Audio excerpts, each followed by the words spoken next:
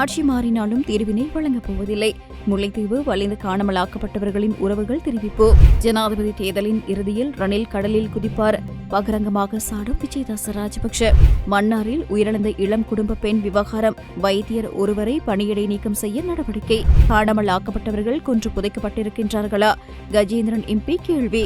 உள்ளக பொறிமுறையில் நம்பிக்கையில்லை, கொக்கு தொடுவாயில் பல புதைக்குழிகள் இருக்கின்றது, ரவிகரன் தெரிவிப்பு. இந்தியாவில் யாருக்கும் குரங்கமை தொற்று இல்லை, மத்திய சுகாதாரத்துறை தெரிவிப்பு. அனைத்து விதமான பிரச்சனைகளுக்கும் 11 நாட்களில் தீர்வு காண ஸ்ரீ மாரியம்மன் ஜோதிட நிலையம். தொடர்புகளுக்கு 0091 990 816 585 6. எங்கள் நாட்டில் யார் ஜனாதிபதியாக வந்தாலும் எங்களுக்கு தீர்வு வழங்கப் போவதில்லை என்பதால் ஜனாதிபதி தேர்தல் தொடர்பில் நாங்கள் சிந்திக்கவில்லை என முல்லைத்தீவு மாவட்ட வலிந்து காணாமலாக்கப்பட்ட உறவுகளின் சங்க தலைவி ஈஸ்வரி கருத்து தெரிவித்துள்ளார். கொக்கு தொடுவாய் மனித புதைகுழி முன்றலில் நேற்றைய தினம் இடம்பெற்ற போராட்டத்தின் போது ஊடகங்களுக்கு கருத்து தெரிவிக்கும் போது அவர் மேற்கண்டவாறு கூறியுள்ளார். இங்கு அவர் மேலும் கருத்து தெரிவிக்கையில், புதிய ஒருவர் ஜனாதிபதியாக வந்தாலும் காணாமலாக்கப்பட்ட உறவுகளுக்கான நீதி வழங்கப் போவதில்லை என்பதுடன் குற்றம் புரிந்தவர்களை காப்பாற்றக்கூடியவர்களை மீண்டும் பெறுவார்கள். அவ்வாறு ஜனாதிபதியாக வருபவர்கள் குற்றம் புரிந்தவர்களை சர்வதேச நீதிமன்றில் நிறுத்தினால் நாங்கள் அவர்களை வரவேற்போம். எனினும் குற்றம் புரிந்தவர்களுக்கு துணையாய் நிற்பவர்களை நாங்கள் ஏற்றுக்கொள்ள மாட்டோம். யார் ஜனாதிபதியாக வந்தாலும் ஆட்சேபனை இல்லை, எங்களுக்கான தீர்வு கிடைக்காது என்பதுதான் உண்மை. அத்துடன் சர்வதேச குற்றவியல் கூண்டில் குற்றவாளிகளை நிறுத்தும் வரை எங்களுக்கான தீர்வினை யாரும் தரப்போவதில்லை என அவர் தெரிவித்துள்ளார். எதிர்வரும் ஜனாதிபதி தேர்தல் ரணில் விக்ரமசிங்கவின் அரசியல் பயணத்தின் இறுதி பயணமாகும் என தேசிய ஜனநாயக முன்னணியின் ஜனாதிபதி வேட்பாளர் விஜயதாச ராஜபக்ஷ தெரிவித்துள்ளார். கொழும்பில் அமைந்துள்ள அவரது தேர்தல் காரியாலயத்தில் நேற்று நடத்திய செய்தியாளர் சந்திப்பில் கலந்து கொண்டு கருத்து தெரிவிக்கும் போது அவர் இவ்வாறு குறிப்பிட்டுள்ளார். இங்கு அவர் மேலும் தெரிவிக்கையில், கட்சியை பாதுகாத்துக் கொள்ள முடியாமல் போன அவர் எவ்வாறு நாட்டை பாதுகாக்கப் போகிறார் என கேட்கின்றோம். என்னை பொறுத்தவரையில் நான் ரணில் விக்ரமசிங்கவை மதிக்கின்றேன்.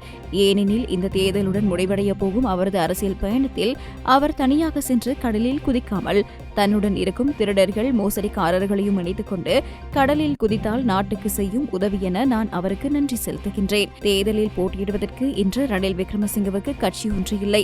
வேறொரு குழுவுக்குரிய தேர்தல் சின்னமான எரிவாயு சிலிண்டரை எடுத்துக்கொண்டே போட்டியிடுவதாக குற்றச்சாட்டு தெரிவிக்கப்படுகிறது.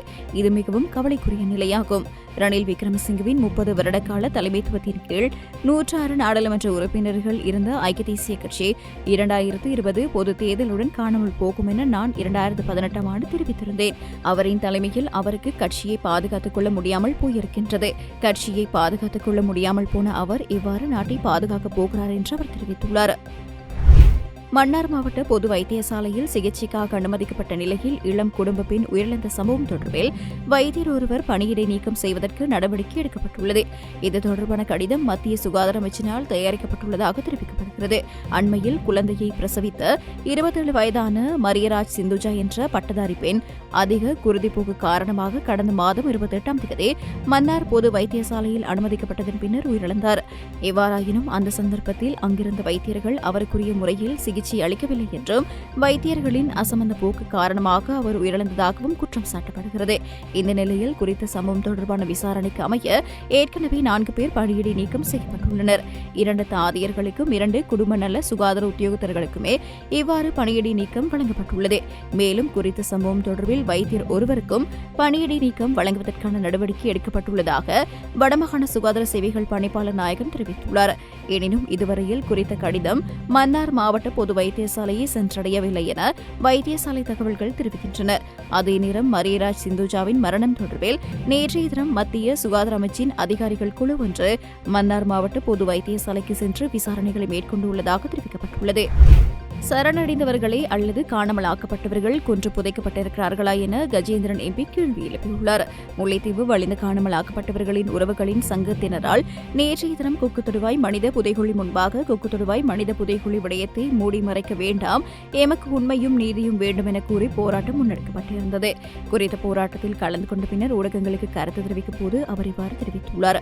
காணாமலாக்கப்பட்டவர்கள் தொடர்பான மரபணு பரிசோதனை கூட சர்வதேச சமூகத்தால் பொறுப்பெடுக்கப்பட்டு முன்னெடுக்கப்பட வேண்டும். உள்ளக பொறிமுறையில் நம்பிக்கை இல்லை, உள்ளக நீதி கட்டமைப்புகள் மீது நம்பிக்கை இல்லை என தெரிவித்துள்ளார்.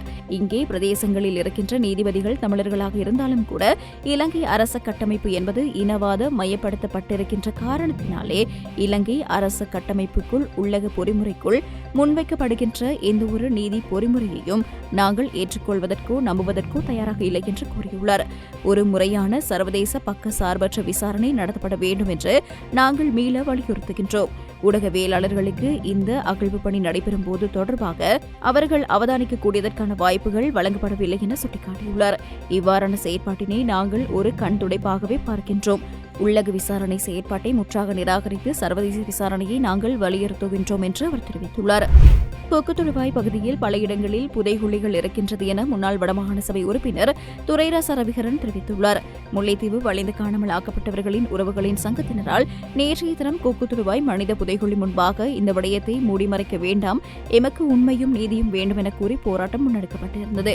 குறித்த போராட்டத்தில் கலந்து கொண்ட பின்னர் ஊடகங்களுக்கு கருத்து தெரிவிக்கையில் அவர் இவ்வாறு தெரிவித்துள்ளார்.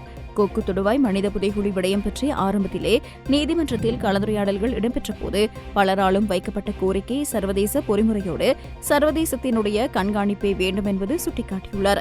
யாழ் பல்கலைக்கழக தொல்லியல் பீட துறையினை சேர்ந்த மாணவர்களோ பேராசிரியர்களோ இந்த கண்காணிப்பில் பார்வையிடுதலில் இருக்க வேண்டும். அந்த கோரிக்கைகள் பலவாறாக முன்வைக்கப்பட்டது. இருந்தும் இவை நடைமுறைப்படுத்தப்பட்டதாக இல்லை. உள்ளக பொறிமுறையில் நம்பிக்கை இல்லை என தெரிவித்துள்ளார். எங்களை ஏமாற்ற வேண்டாம், ஆனால் சர்வதேசம் நிச்சயமாக கண்காணித்து நியாயமான தீர்வுகளை வழங்க வேண்டும் என அவர் தெரிவித்துள்ளார். இந்தியாவில் குரங்கமை பாதிப்பு எதுவும் இல்லை என மத்திய சுகாதாரத்துறை தெரிவித்துள்ளது. கொரோனா தொற்றை தொடர்ந்து உலகம் முழுவதும் குரங்கமை பாதிப்பு பரவி வருகிறது. அதனைத் தொடர்ந்து இந்தியாவில் முன்னெச்சரிக்கை நடவடிக்கைகள் தீவிரப்படுத்தப்பட்டுள்ளது. அனைத்து விமான நிலையங்கள் மற்றும் பங்களாதேஷ், பாகிஸ்தான் எல்லையில் உள்ள துறைமுகங்களில் வரும் சர்வதேச பயணிகளிடம் குரங்கமை பாதிப்பு அறிகுறி குறித்து எச்சரிக்கையாக இருக்குமாறு அறிவுறுத்தியுள்ளது. மேலும் நாட்டில் உள்ள 32 ஆய்வகங்களில் குரங்கமை பரிசோதனை செய்ய வசதி செய்யப்பட்டுள்ளது. இதனிடையே இந்தியாவில் குரங்கமை பாதிப்பு எதுவும் இல்லை என மத்திய சுகாதாரத்துறை தெரிவித்துள்ளது. குரங்கமை பாதிப்புகளுக்கான அறிகுறிகள் தென்பட்டால் உடனடியாக மருத்துவமனைக்கு சென்று உரிய சிகிச்சைகள் மேற்கொள்ள வேண்டும் என வலியுறுத்தியுள்ளது.